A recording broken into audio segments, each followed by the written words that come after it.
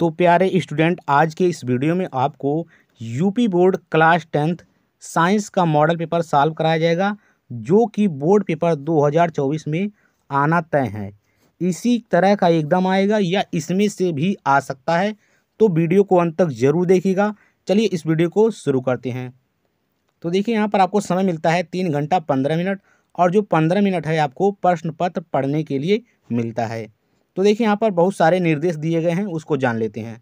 तो यहाँ पर पहला निर्देश है 15 मिनट परीक्षार्थियों को प्रश्न पत्र पढ़ने के लिए निर्धारित है। और दूसरा निर्देश है यहाँ पर प्रश्न पत्र 2 खंड ए तथा ब में विभाजित है। और देखिए, यहाँ पर तीसरा निर्देश है खंड ए तथा ब 3 उपखंडों क ख ग में विभाजित है। ये हमारा तीसरा निर्देश है।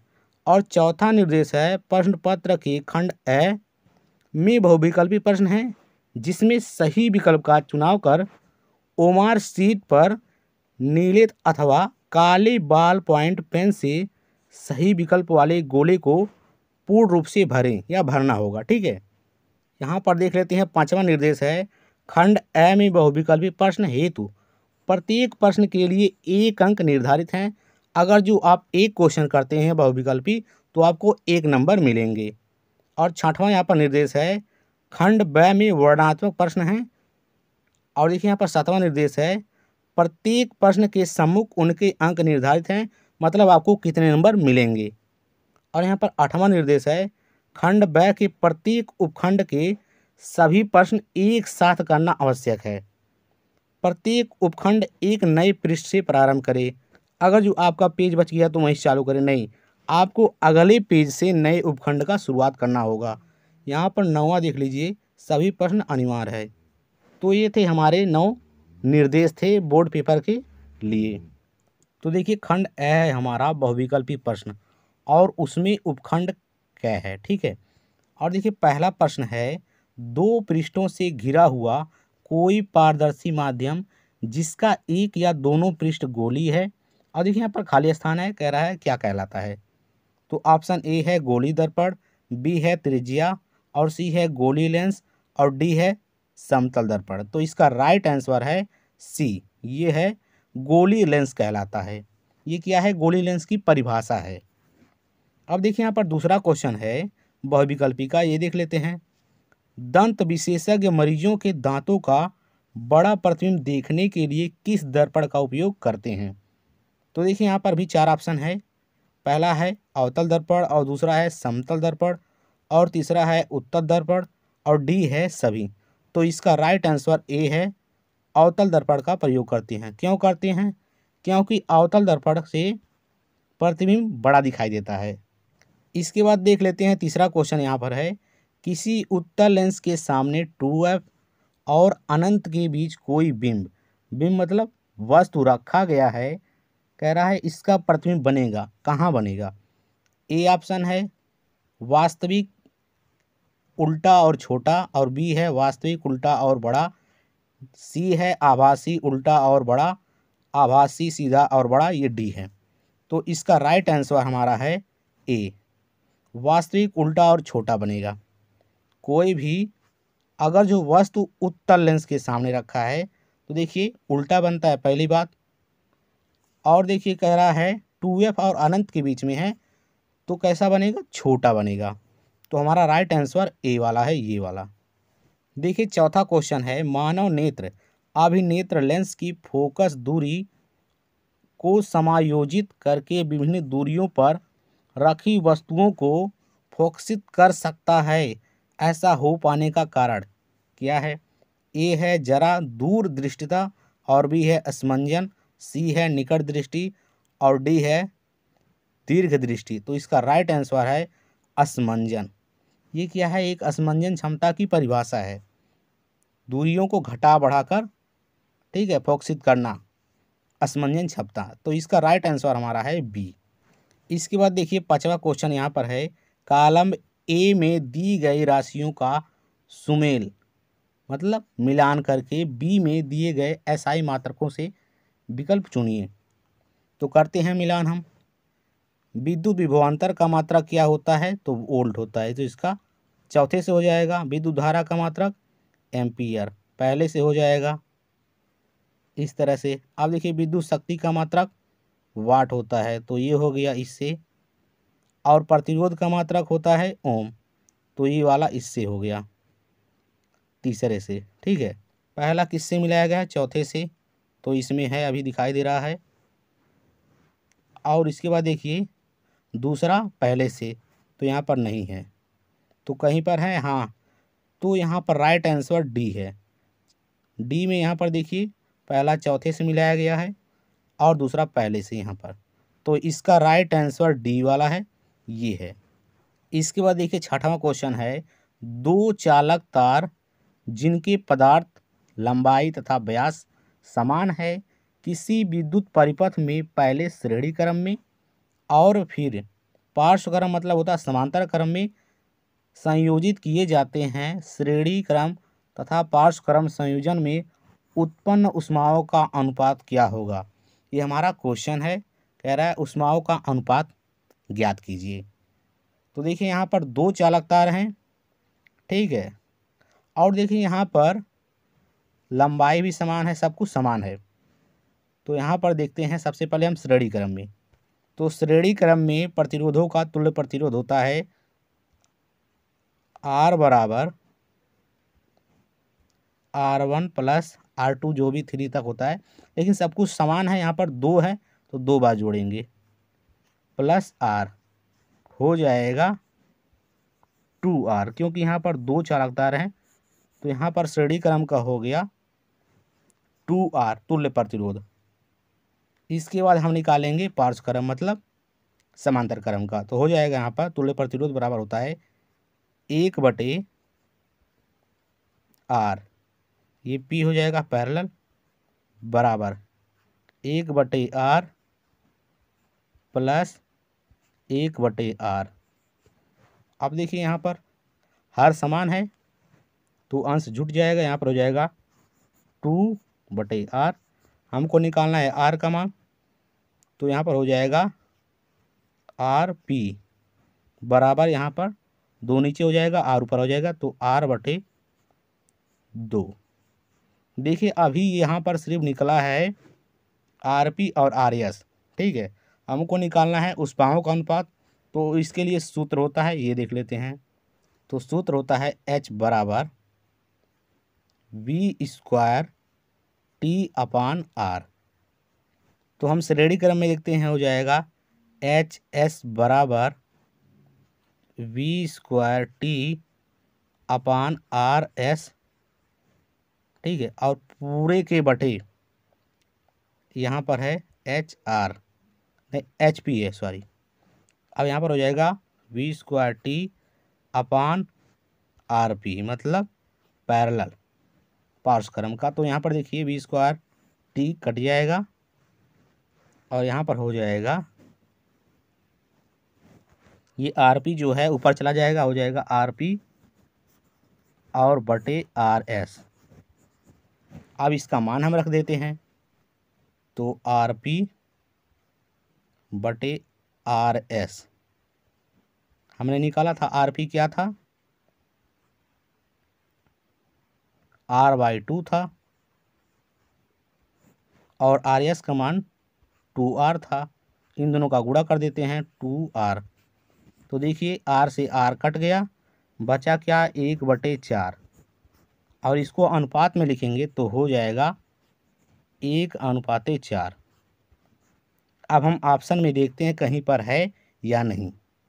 तो देखिए यहाँ पर ऑप्शन में C नंबर पे है 1/4, तो ऊष्माओं का अनुपात हो जाएगा 1/4, तो राइट आंसर हमारा C वाला है। इसके बाद देखिए 17वां क्वेश्चन है, किसी विद्युत धारावाही सीधी लंबी परिनलिका के भीतर चुंबकीय क्षेत्र। तो यहाँ पर देखिए 4 ऑप्शन है, तो सबसे पहले हम समझ लेते हैं परिनलिका किसे कहते हैं। कोई अचालक पदार्थ जैसे प्लास्टिक हो गया, लकड़ी हो गया, ठीक है, यहाँ पर, और उसके ऊपर तांबे के तार को इस तरह लपेट दिया जाए और उसमें विद्युत धारा प्रवाहित की जाए, तो ये हो गया हमारा परिनलिका। अब कह रहा है इसके भीतर चुंबकीय क्षेत्र कैसा होता है। तो देखिए इसके भीतर चुंबकीय क्षेत्र हर जगह समान होता है। तो देखिए कहीं पर है इस तरह का ऑप्शन में, तो देखिए डी में दिया है यहाँ पर सभी बिंदुओं पर समान रहता है। तो इसका राइट आंसर डी हो गया। अब देखिए उपखंड ख है और इसमें से 8वां क्वेश्चन है, बेंजीन का संरचनात्मक सूत्र क्या है, ये पूछ रहा है। तो देखिए बेंजीन का सूत्र होता है C6H6, ये इसका सूत्र होता है। तो देखिए संरचना कैसे बनेगा, तो यहाँ पर 1 2 3 4 5 6, 6 तो हमने कितना लिख दिया, C, कार्बन है ये।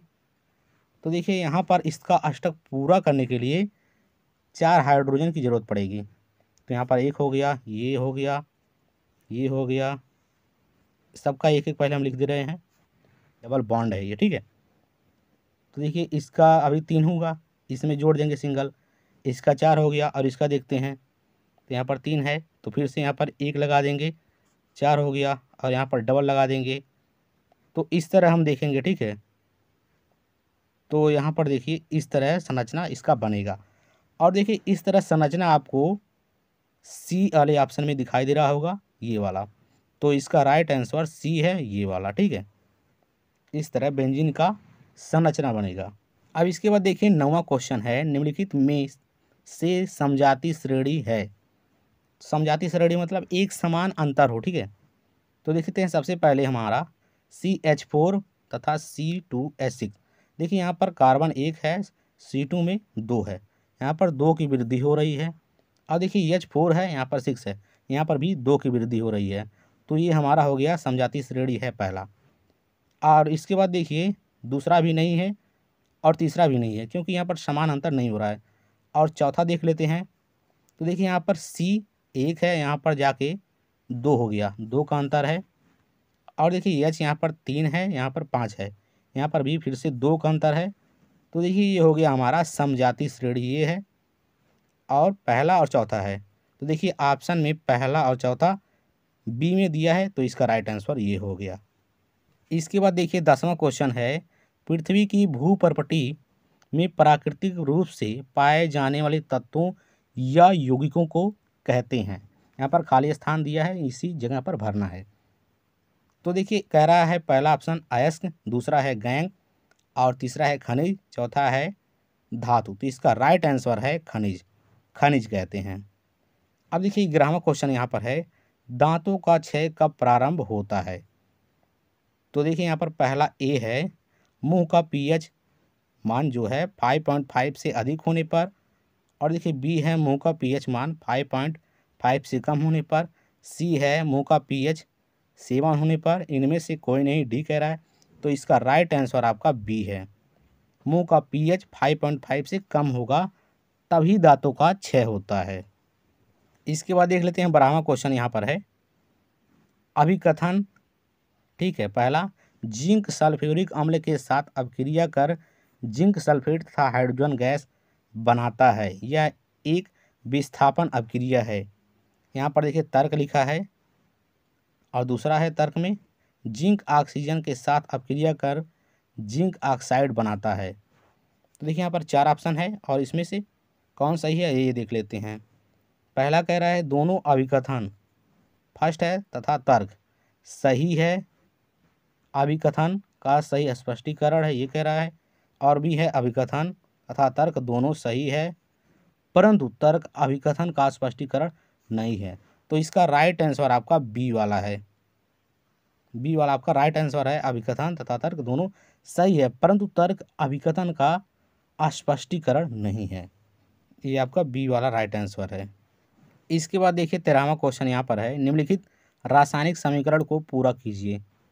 तो देखिए यहाँ पर है NaOH+, यहाँ पर खाली जगह होना चाहिए, यहाँ पर पहले से ही भर दिया है। तो यहाँ पर क्या भरना है, तो इसका राइट आंसर ई वाला बी वाला था, तो ये छोड़िए। अब इसके बाद देखिए उपखंड ग है और इसमें 14वां क्वेश्चन है, अंतः श्वसन के दौरान वायु प्रवाह का सही मार्ग कौन सा है, ये कह रहा है। देखिए यहाँ पर क्रम वाइज सब दिया गया है।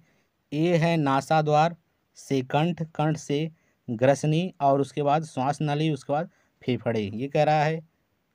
और उसके बाद देखिए नासा मार्ग बी, नासाद्वार, फिर श्वास नली, फिर ग्रसनी, फिर कंठ कुपकाएँ। इसका राइट आंसर आपका डी वाला है, पहले नासाद्वार, उसके बाद ग्रसनी, फिर कंठ, फिर श्वास नली, उसके बाद कोशिकाएं। ये इस तरह से इसका प्रवाह का मार्ग है। अब देखिए यहाँ पर 15वां क्वेश्चन है, निम्नलिखित कथन तथा कारण को पढ़कर दिए गए विकल्पों में से सही विकल्प का चयन कर कीजिए। कथन यहाँ पर है, पिता से प्राप्त क्रोमोसोम से बच्चों के लिंग का निर्धारण होता है। कारण है यहाँ पर देख लीजिए, मानव पुरुष में एक एक्स तथा और एक वाई गुणसूत्र होता है, ये कह रहा है कारण है, और ऊपर वाला कथन है। तो यहाँ पर देखिए ऑप्शन ए में दिया है, कथन और कारण दोनों सत्य हैं और कारण कथन की सही व्याख्या करता है। एकदम सही है भाई, तो इसका राइट आंसर आपका ए वाला हो गया, बाकी पढ़ने की ज़रूरत है ही नहीं। इसके बाद देखिए हमारा 16वां क्वेश्चन यहाँ पर है, विद्युत आवेग के प्रवाह की सही दिशा कौन सी है। तो देखिए यहाँ पर ए है, बी है, सी है, डी है। तो देखिए विद्युत आवेग के प्रवाह की दिशा आपका सी वाला राइट आंसर है, ये वाला, ठीक है। देखिए हमारा 17वां क्वेश्चन यहाँ पर है, थायरॉक्सिन के बारे में कौन सा कथन सही नहीं है। थायरॉक्सिन के संश्लेषण के लिए लौह आवश्यक होता है, ये है ऑप्शन ए। और बी ऑप्शन है, यह शरीर में कार्बोहाइड्रेटों, प्रोटीनों और वसाओं के उपाचय का नियमन करता है। सी है, थायरॉक्सिन के संश्लेषण के लिए थायराइड ग्रंथि को आयोडीन की आवश्यकता होती है। और डी है, थायरॉक्सिन को थायराइड हार्मोन भी कहते हैं। तो देखिए ये भी सही है, ये भी सही है, ये भी सही है, ए वाला आपका गलत है। तो इसका राइट आंसर आपका हो जाएगा, कह रहा है सही नहीं है मतलब गलत है, तो गलत आपका ए वाला है, ये हो गया आपका राइट आंसर। इसके बाद देखिए 18वां क्वेश्चन है, निम्नलिखित चित्र में भाग ए, बी तथा सी क्रम में होते हैं, किस क्रम में होते हैं, ठीक है। तो देखिए यहाँ पर ए है बीजपत्र, प्रांकुर और मूलांकुर, और बी है प्रांकुर, मूलांकुर और बीजपत्र, सी है प्रांकुर, बीजपत्र और मूलांकुर, और डी है मूलांकुर, बीजपत्र और प्रांकुर। तो आपका राइट आंसर सी वाला है, प्रांकुर, बीजपत्र और मूलांकुर ये एक क्रम में होते हैं ऐसे। इसके बाद देखिए 19वां क्वेश्चन है, जनन की अलैंगिक विधि से उत्पन्न संतति में परस्पर अधिक समानता होती है, क्यों। तो देखिए यहाँ पर पहला है, अलैंगिक जनन में ही केवल एक जनक भाग लेता है, ये कह रहा है। और दूसरा है, अलैंगिक जनन में युग्मक शामिल नहीं होते हैं, ये भी आपका सही है। अलैंगिक जनन लैंगिक जनन से पहले होता है, ये गलत है। अलैंगिक जनन लैंगिक जनन के बाद होता है, ये भी गलत है। तो आपका दो सही है, पहला और दूसरा। देखिए ऑप्शन में कहीं दिया है, तो ए में दिया है ए और पहला और दूसरा, तो आपका ऑप्शन नंबर ए वाला सही है, बाकी गलत हैं, ठीक है। अब देखिए 20वां क्वेश्चन है बहुविकल्पी का, और ये लास्ट क्वेश्चन है, एक आहार श्रृंखला में तीसरे पोषी स्तर पर हमेशा कौन होता है। तो देखिए इसके लिए एक स्तर वाइज बनाया गया है। तो यहाँ पर ऑप्शन ए में है मांसाहारी प्राणी, और बी है शाकाहारी प्राणी, सी है अपघटक, और डी है उत्पाद। तो इसका राइट आंसर आपका ए वाला है, मांसाहारी प्राणी तीसरे पोषी स्तर पर है। तो ये हो गए हमारे 20 बहुविकल्पी क्वेश्चन। इसके बाद हम वर्णनात्मक क्वेश्चन पर चलते हैं। अगर जो इन क्वेश्चन को आप कर लिए तो आपको 20 नंबर मिल जाएगा। इसके बाद देखते हैं वर्णनात्मक प्रश्न खंड ब, और इसमें से उपखंड क है। और पहला क्वेश्चन में फिर पहला है, दृष्टि दोष किसे कहते हैं, यह कितने प्रकार के होते हैं, और ये कितने नंबर के हैं। ये दो क्वेश्चन हैं यहाँ पर, और ये दो दो बराबर 4 नंबर के हैं। एक क्वेश्चन 2 नंबर के हैं, ये 2 नंबर का क्वेश्चन है, करके आते हैं तो आपको 2 नंबर मिल जाएगा। तो देख लेते हैं दृष्टि दोष किसे कहते हैं। जब किसी मनुष्य को नज़दीक या दूर की वस्तुएं स्पष्ट नहीं दिखाई देती हैं तो इसे हम दृष्टि दोष कहते हैं। और दृष्टि दोष 3 प्रकार के होते हैं। पहला होता है निकट दृष्टि दोष, और दूसरा होता है दूर दृष्टि दोष, और तीसरा होता है जरा दृष्टि दोष। तो ये हो गया आपका 2 नंबर का क्वेश्चन। और देखिए यहाँ पर दूसरा क्वेश्चन है, हमें आकाश में इंद्रधनुष केवल वर्षा के पश्चात ही क्यों दिखाई देता है। तो देखिए आपके प्रकाश के अपवर्तन का पार्ट है, आप लोग इसको देख लीजिएगा, बढ़िया से पढ़ लीजिएगा, आपको 2 नंबर इसमें से भी मिल जाएंगे। अब देखिए प्रश्न 2 है, उत्तल लेंस को अभिसारी लेंस क्यों कहा जाता है? ये भी आपका 2 नंबर का क्वेश्चन है। तो देखिए उत्तल लेंस को अभिसारी लेंस इसलिए कहा जाता है क्योंकि यह प्रकाश की किरणों को एक जगह पर एकत्रित करता है, इसलिए हम इसे अभिसारी लेंस कहते हैं। अब देखिए यहाँ पर दूसरा क्वेश्चन है, अवतल दर्पण तथा उत्तल दर्पण के उपयोग लिखिए। तो देखिए सबसे पहले हम अवतल दर्पण का उपयोग देख लेते हैं। अवतल दर्पण का उपयोग दांतों के मरीजों के लिए किया जाता है, बड़ा प्रतिबिंब देखने के लिए। अवतल दर्पण का काम ही होता है प्रतिबिंब को बड़ा करके दिखाना, और उत्तल दर्पण का काम होता है प्रतिबिंब को छोटा करके दिखाना। इस तरह आप इसका उपयोग लिख लीजिएगा। इसके बाद देख लेते हैं प्रश्न तीसरा है, और तीसरा में फिर पहला प्रश्न है, किसी 4 ओम प्रतिरोधक से प्रति सेकंड 100 जूल ऊष्मा उत्पन्न हो रही है, प्रतिरोधक के सिरों पर विभवांतर ज्ञात कीजिए।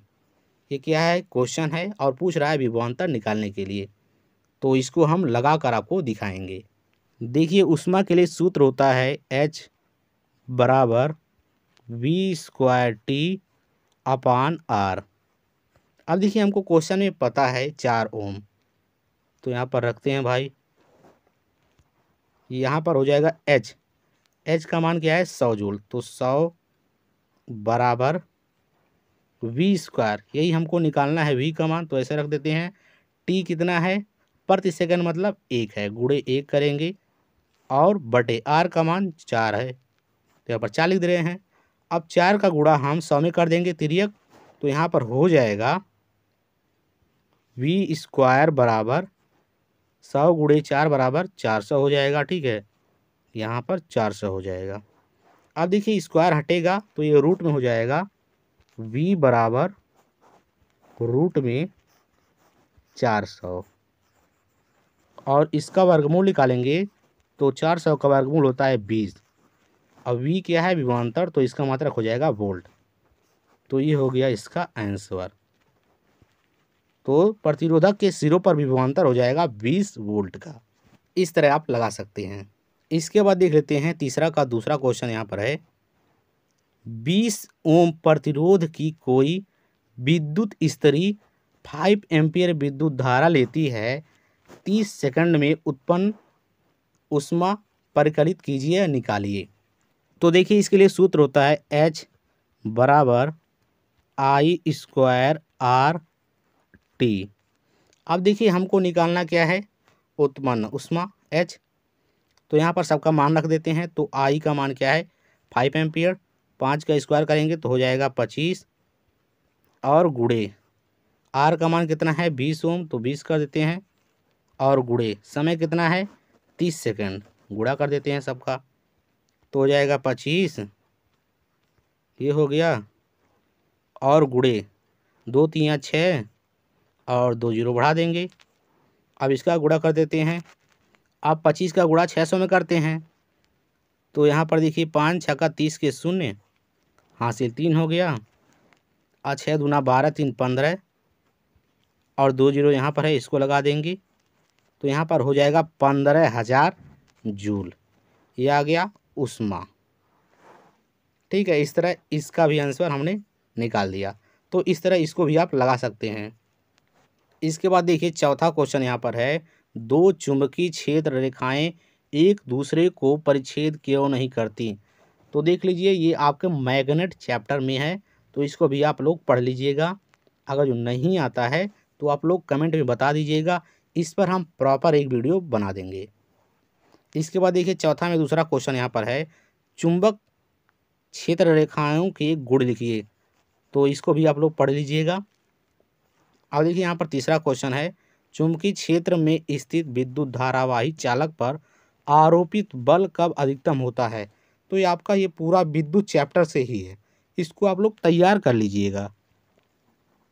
अगर जो आप तीनों क्वेश्चन को करके आते हैं तो आपको 6 नंबर मिलेंगे।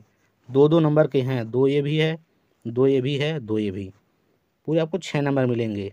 या फिर आपको ये नहीं आते हैं तो यहाँ पर देखिए लिखा है अथवा करके, या फिर इन दोनों क्वेश्चन को आप कर लीजिए, तब भी आपको 6 नंबर मिलेंगे। तो यहाँ पर देखिए लिखा है फ्यूज तार विद्युत साधित्रों का बचाव किस प्रकार करता है, इसको आप पढ़ लीजिएगा, ये सब बहुत इंपॉर्टेंट क्वेश्चन है। और देखिए दूसरा क्वेश्चन है धारावाही परिणलिका के उपयोग द्वारा किन अवस्थाओं में अस्थायी विद्युत चुंबक प्राप्त किया जाता है, परिपथ आरेख खींचकर उत्तर की पुष्टि कीजिए। देखिए यहाँ पर आपको चित्र भी बनाना पड़ेगा, अगर जो ऐसा करेंगे तो आपको 4 नंबर मिलेगा इस क्वेश्चन पर, और इस पे 2 नंबर, बराबर हो गए 6 नंबर। तो आप लोग इसको पढ़ लीजिएगा एकदम बढ़िया से। इसके बाद देखिए उपखंड ख है, इसमें 5वां क्वेश्चन है निम्नलिखित अभिक्रिया के लिए संतुलित समीकरण लिखिए। और पहला क्वेश्चन है तनु सल्फ्यूरिक अम्ल दानेदार जिंक के साथ अभिक्रिया करता है, इसका हमको एक संतुलित समीकरण लिखना है। तो चलिए लिखते हैं। तो जिंक है Zn हो जाएगा, और अभिक्रिया कर रहा है किससे, तनु सल्फ्यूरिक अम्ल, तो इसका सूत्र होता है H2SO4, और करेगा अभिक्रिया तो बनेगा ZnSO4 और प्लस H2, ये हो गया इसका समीकरण। अब देखिए यहाँ पर सब कुछ बराबर है, यहाँ पर Zn 1 है, यहाँ पर भी Zn 1 है, ऑक्सीजन 4 है, यहाँ पर 4 है, हाइड्रोजन 2 है, 2 है। तो ये हो गया हमारा पहला समीकरण, ठीक है। इसके बाद हम दूसरा समीकरण को देखते हैं। तो देखिए यहाँ पर दूसरा है तनु हाइड्रोक्लोरिक अम्ल मैग्नीशियम पट्टी के साथ अपक्रिया करता है, तो इसका भी देख लेते हैं समीकरण। तो यहाँ पर इसका समीकरण हो जाएगा, मैग्नीशियम है तो Mg हो जाएगा, Mg अपक्रिया कर रहा है किससे, तो अपक्रिया कर रहा है हाइड्रोक्लोरिक अम्ल HCl से। अपक्रिया करके क्या बनाता है, यहाँ पर बन जाएगा MgCl2, और प्लस हो जाएगा यहाँ पर हाइड्रोजन गैस। तो देखिए यहाँ पर सब कुछ बराबर है कि नहीं। तो पहले मैग्नीशियम देखते हैं, तो यहाँ पर मैग्नीशियम 1 है, इस साइड भी 1 है। इसके बाद देखते हैं क्लोरीन, क्लोरीन यहाँ पर 2 है इस साइड, यहाँ पर 1 है, तो यहाँ पर 2 से गुणा कर देंगे, तो यहाँ पर 2 हो गया इस साइड भी। हाइड्रोजन देखिए यहाँ पर 2 है, इस साइड 2 है, तो ये हो गया प्रॉपर समीकरण इसका संतुलित। तो देखिए ये दूसरा हो गया। अब तीसरा देख लेते हैं। तो तीसरा है यहाँ पर नाइट्रोजन हाइड्रोजन गैस से संयोग कर अमोनिया बनाता है, तो इसका देख लेते हैं। नाइट्रोजन है ये, और संयोग किससे कर रहा है, हाइड्रोजन से, H2 से संयोग करके अमोनिया। अमोनिया का सूत्र क्या होता है, NH3। तो देखिए बैलेंस है कि नहीं। तो देखिए यहाँ पर नाइट्रोजन 2 है, इस साइड 1 है, तो यहाँ पर 2 से गुणा कर देंगे, तो ये भी हो गया 2। अब हाइड्रोजन देखिए इस साइड हो गया 6 और इस साइड 2 है, तो यहाँ पर 3 से गुणा कर देते हैं, तो देखिए ये सब पूरा बराबर हो गया। ये एक हमारा संतुलित समीकरण हो गया। तो हमने 3 को बता दिया आपको, ठीक है। समीकरण 1 2 3 समीकरण संतुलित के साथ बता दिया। अब चौथा वाला जो है, इसका समीकरण आपको कमेंट में बताना है संतुलित करके, तभी तो पता चलेगा आपको समझ में आया है या नहीं। इसके बाद देख लेते हैं 6वां क्वेश्चन है निम्नलिखित का कारण बताइए। अब पहला है प्लेटिनम सोना चांदी का उपयोग आभूषण बनाने के लिए किया जाता है, मतलब क्यों किया जाता है, तो इसको आप लोग तैयार कर लीजिएगा। और दूसरा है निष्कर्षण प्रक्रम में कार्बोनेट एवं सल्फाइड अयस्क को ऑक्साइड में परिवर्तित किया जाता है, क्यों किया जाता है समझ लीजिए। तो इन दोनों को आप लोग तैयार कर लीजिएगा, ठीक है। और ये 2-2 नंबर के क्वेश्चन हैं, बराबर 4 नंबर आपको मिल जाएंगे। आप देखिए प्रश्न 7वां है। 7वां पहला है सहसंयोजी आबंध किसे कहते हैं। सहसंयोजी आबंध के 2 कारण या लक्षण लिखिए, ठीक है। तो आप इसको पढ़ लीजिएगा, ये केमिस्ट्री का पार्ट है।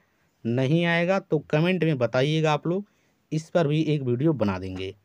इसके बाद देखिए 7वां का दूसरा है निम्नलिखित यौगिकों के IUPAC नेम लिखिए।